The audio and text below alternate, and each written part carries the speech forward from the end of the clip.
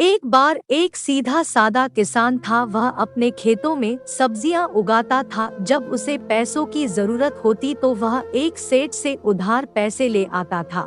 फिर सेठ को अपनी सब्जियां पहुंचाता था, जिससे थोड़े थोड़े करके पैसों का हिसाब बराबर हो जाता था। किसान बहुत मेहनती था। वह अपने बच्चों के साथ खेतों में काम करता रहता था।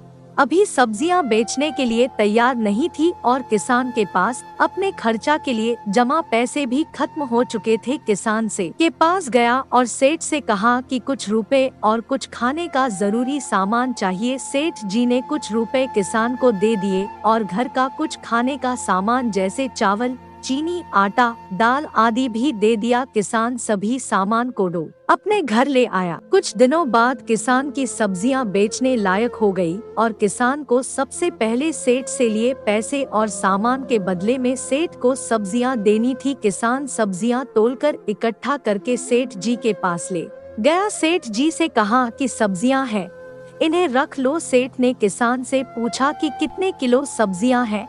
किसान ने जवाब दिया कि सेठ जी 20 किलो है। सेठ जी ने सब्जियों को उठाकर देखा और अंदाजा किया। सेठ को कुछ कम वजन महसूस हुआ। सेठ ने दोबारा किसान से कहा कि सब्जियों का वजन सही बताओ, नहीं तो मैं अपने पास रखे कांटे पर तोल लेता हूँ और अगर कम वजन हुआ तो दोगुने पैसे लूंगा। किसान अपने घर सब्जियां तोलकर लाया था। उसे विश्वास था कि सब्जियों का वजन बिल्कुल सही है। किसान ने कहा कि कुछ भी कर लेना, सब्जियों का वजन पूरा 20 किलो ही है। सेठ ने झट से अपना कांटा निकाला और सब्जियों को तोलने लगा। जब सारी सब्जियों को तोल लिया तो सब्जियों का वजन कुल 16 किलो ही निकला। अब सेठ ने किसान से कहा कि तुम मुझे हर बार इसी तरह ठग रहे थे। मैं तुमसे अपने दोगुने पैसे तो लूंगा ही, साथ ही तुझे जेल में भी बंद करवाऊंगा। किसान बेचारा कुछ नहीं बोला और सहमा सा अपने घर आ गया। अगले दिन किसान को पुलिस पकड़कर कोर्ट में ले गई,